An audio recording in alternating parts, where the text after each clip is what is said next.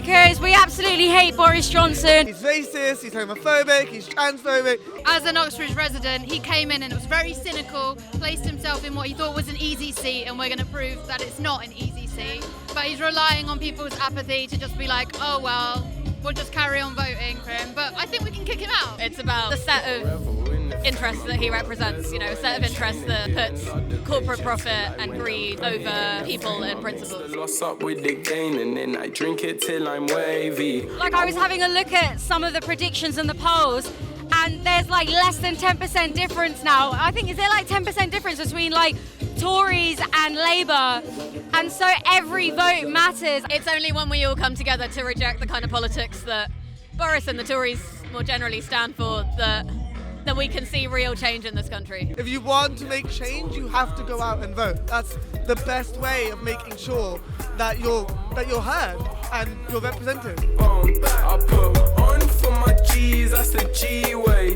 Whiskey on like, mental health care is something that really matters a lot to me, and I know that the Labour Party want to pump more money into the NHS, and it's really weird because you've got the Tory government saying like they want to put more money into the NHS when they were the ones that made NHS cuts and are trying to privatise it. Me as an entity, so I'm LGBT+, I'm bisexual, I'm Indian, so it's protecting people who are like working class, people of colour, my LGBT+ rights. Yeah, he tried to pass a voter ID bill that stops, I think it's 11, had it passed would have stopped 11 million people from voting. Those are people, those people are people like us, right? They're young, they're private renters, they're black, Asian, minority ethnic. They get abused by the label, I could do what I'm able to, they can't.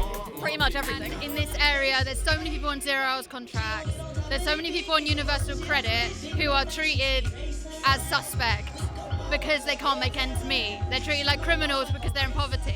And even if we look at things like, for example, Grenfell Tower, where the Tories completely neglected those people, and it just goes to show that when we are in a situation of austerity, people die, and so things need to change majorly. You've got 22% of people in the country at the moment who live in poverty. People shouldn't have to choose between whether they have enough money to feed their kids or heat their house. There's one thing I can say to Boris, it's go fuck yourself. Boris Johnson, the people, the country have spoken, and we have had enough of your lies, and it's about time you apologise to Muslim people for calling them letterboxes and bank robbers when you are the thief. Oh my God, fuck off, back to eating! And I got backbone, I put on for my G's, that's the G way. Whiskey on the table, man, I feel